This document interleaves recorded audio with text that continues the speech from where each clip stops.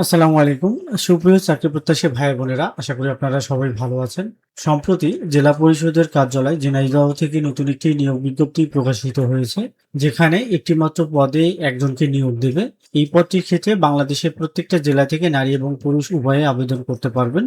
এখানে নির্দিষ্টভাবে উল্লেখ নেই যে শুধুমাত্র ঝিনাইদহ জেলার প্রার্থীরাই আবেদন করতে পারবেন। এই পদটিতে অস্থায়ী ভিত্তিতে নিয়োগ দেবে মূলত ১৬তম গ্রেডের বেতন স্কেল। আবেদনকারীর বয়সসীমা ১৬ই আগস্ট ২০২৬ খ্রিস্টাব্দ তারিখ অনুযায়ী সর্বনিম্ন ১৮ এবং সর্বোচ্চ ৩২ বছরের মধ্যে হতে হবে। আপনাদেরকে স্বহস্তে লিখিত আবেদন করতে হবে। এই পদটির ক্ষেত্রে শিক্ষাগত যোগ্যতা হচ্ছে এসএসসি বা সমমান পাস সহ ৪ বছরের সার্ভে ইনস্টিটিউট হতে ডিপ্লোমা থাকতে হবে। জন্মসূত্রে প্রার্থীকে অবশ্যই বাংলাদেশের নাগরিক হতে হবে। আবেদন ফর্মটি আপনারা এই ওয়েবসাইটে পেয়ে যাবেন। সেখান থেকে আবেদন ফর্মটি ডাউনলোড করে নিজ হাতে পূরণ করে আপনাদেরকে প্রধান নির্বাহী কর্মকর্তা জেলা পরিষদ ঝিনাইদহ এই ঠিকানা বরাবর আপনাকে আবেদন করতে হবে। খামের উপরে অবশ্যই পদের নাম উল্লেখ করবেন এবং বাম পাশে আবেদনকারীর পূর্ণ ঠিকানা স্পষ্ট অক্ষরে লিখতে হবে। যদি কোটায় আবেদন করেন সেক্ষেত্রে কোটা উল্লেখ করতে হবে। এই আবেদন ফর্মের সাথে আপনাদেরকে যে সকল কাগজপত্র জমা দিতে হবে সেগুলো এখানে উল্লেখ করা রয়েছে। প্রথম শ্রেণী গেজেটে কর্মকর্তা কর্তৃক সত্যায়িত সদ্য তোলা ৫ সেন্টিমিটার সাইজের ৩ কপি রঙিন ছবি, সকল শিক্ষাগত যোগ্যতা সনদের সত্যায়িত কপি, জাতীয় পরিচয়পত্র অথবা জন্ম নিবন্ধনের সত্যায়িত কপি, এই দুইটি যে কোনো একটি দিলেই হবে। নাগরিকত্ব সনদ, অভিজ্ঞতা সনদের সত্যায়িত কপি, যদি আপনি অভিজ্ঞতা দিয়ে থাকেন সেক্ষেত্রে অভিজ্ঞতা সনদের সত্যায়িত কপি জমা দিতে হবে। যারা কোটায় আবেদন করবেন তাদের ক্ষেত্রে কোটার প্রমাণপত্রের সত্যায়িত কপি, এরপরে প্রত্যয়নপত্রের সত্যায়িত কপি, চারিত্রিক সনদপত্র, এগুলো আপনাকে প্রথম শ্রেণী গেজেটেড কর্মকর্তা কর্তৃক সত্যায়িত করে আবেদনপত্রের সাথে যোগ করতে হবে। আবেদনপত্র পাঠানোর শেষ ঠিকানা হচ্ছে ১৬ই আগস্ট ২০২৬ খ্রিস্টাব্দ তারিখ। অবশ্যই অফিস চলাকালীন সময়ের মধ্যে আপনি সরাসরি অথবা ডাকযোগের মাধ্যমে পৌঁছাতে পারবেন। আবেদনের সাথে প্রধান নির্বাহী কর্মকর্তা জেলা পরিষদ ঝিনাইদহ এই ঠিকানায় সোনালী ব্যাংকের যে কোনো শাখা হতে ৫০০ টাকা অফেরতযোগ্য ব্যাংক ড্রাফট বা পে অর্ডার জমা দিতে হবে। ১০ টাকার ডাকটিকিট সহ একটি ফেরতকামও সংযুক্ত করতে হবে আবেদন ফর্মের সাথে।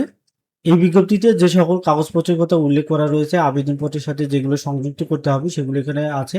এছাড়াও আরো এখানে কতগুলো শর্তাবলী আছে, এগুলো আপনারা অবশ্যই আবেদন করার পূর্বে ভালোভাবে দেখে তারপরে আবেদন করবেন। যেহেতু আপনাদেরকে ডাকযোগে আবেদন করতে হবে, সেক্ষেত্রে একটু সাবধানে আবেদন করবেন। আবেদন ফর্মের লিঙ্ক এবং এই সার্কুলারের লিঙ্ক দুটোই ভিডিও ডিসক্রিপশনে দেওয়া থাকবে। সেখান থেকে আপনারা সার্কুলারটি ডাউনলোড অথবা আবেদন ফর্মটি ডাউনলোড করে আবেদন করতে পারবেন। আবেদন ফর্মটি হচ্ছে এইরকম, অর্থাৎ এটি আপনাকে ডাউনলোড করতে হবে। ডাউনলোড করে এখানে যে তথ্য চেয়েছে এই তথ্যগুলো আপনাকে নিজ হাতে লিখে পূরণ করতে হবে। প্রথমে এখানে পদের নাম দেয়া রয়েছে। পদের নাম হচ্ছে সার্ভেয়ার। বিজ্ঞপ্তি নম্বর, এই বিজ্ঞপ্তি নম্বর হচ্ছে এই যে নম্বরটি, এই নম্বরটি এখানে বসাতে হবে। এরপরে তারিখ, দিন, মাস, অর্থাৎ কত তারিখে এই বিজ্ঞপ্তিটি প্রকাশিত হয়েছে, ২৩শে জুলাই ২০২৬ খ্রিস্টাব্দ তারিখ, শুধু এই তারিখটাই লিখলেই হবে। এরপরে প্রার্থীর নাম বাংলা এবং ইংরেজিতে বড় অক্ষরে লিখতে হবে। জাতীয় পরিচয়পত্র নম্বর, যদি জাতীয় পরিচয়পত্র নম্বর থাকে সেক্ষেত্রে দেবেন, আর যদি না থাকে সেক্ষেত্রে জন্ম নিবন্ধন নম্বর দিলেই হবে। এরপরে জন্ম তারিখ, জন্মস্থান, বিজ্ঞপ্তিতে উল্লেখিত তারিখে প্রার্থীর বয়স, অর্থাৎ ১৬ই আগস্ট ২০২৬ খ্রিস্টাব্দ তারিখ অনুযায়ী আপনার কত বছর, মাস, দিন হয় সেটি এখানে দেবেন। এরপরে পিতার নাম, মাতার নাম, বর্তমান ঠিকানা, স্থায়ী ঠিকানা, যোগাযোগের জন্য একটি সচল মোবাইল নাম্বার, ইমেইল যদি থাকে সেক্ষেত্রে দেবেন, আর যদি না থাকে সেক্ষেত্রে না দিলেও হবে। জাতীয়তা, ধর্ম, জেন্ডার, পেশা দেওয়ার পর এখানে শিক্ষাগত যোগ্যতা দেবেন। সর্বনিম্ন হচ্ছে এসএসসি পাস, আপনি যদি এইচএসসি বা স্নাতক পাস করে থাকেন সেগুলো দিতে পারবেন চাইলে, আর যদি না চান সেক্ষেত্রে শুধুমাত্র এসএসসি দিলেই হবে। অতিরিক্ত যোগ্যতা যদি থাকে দেবেন। আর অভিজ্ঞতার বিবরণ, এখানে আপনি কোন কাজে পারদর্শী বা সেই অভিজ্ঞতার বিবরণ এখানে সংক্ষিপ্ত আকারে লিখতে হবে। কোটা, যদি আপনার কোটা থেকে থাকে সেক্ষেত্রে যে কোটায় আপনি আবেদন করবেন, অর্থাৎ যদি আপনার ক্ষুদ্র নৃগোষ্ঠী কোটা থাকে সেক্ষেত্রে এটি দেবেন। যদি আনসার ও গ্রাম প্রতিরক্ষা সদস্য থাকে সেক্ষেত্রে এটি দেবেন, এবং অন্যান্য বলতে এতিম বা শারীরিক প্রতিবন্ধী এখানে উল্লেখ করতে হবে। ব্যাংক ড্রাফট বা পে অর্ডার নম্বর এখানে উল্লেখ করতে হবে।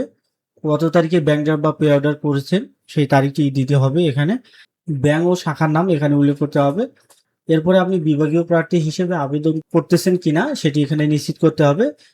যদি বিভাগীয় প্রার্থী না হন সেক্ষেত্রে না, আর যদি হন সেক্ষেত্রে হা দিতে হবে।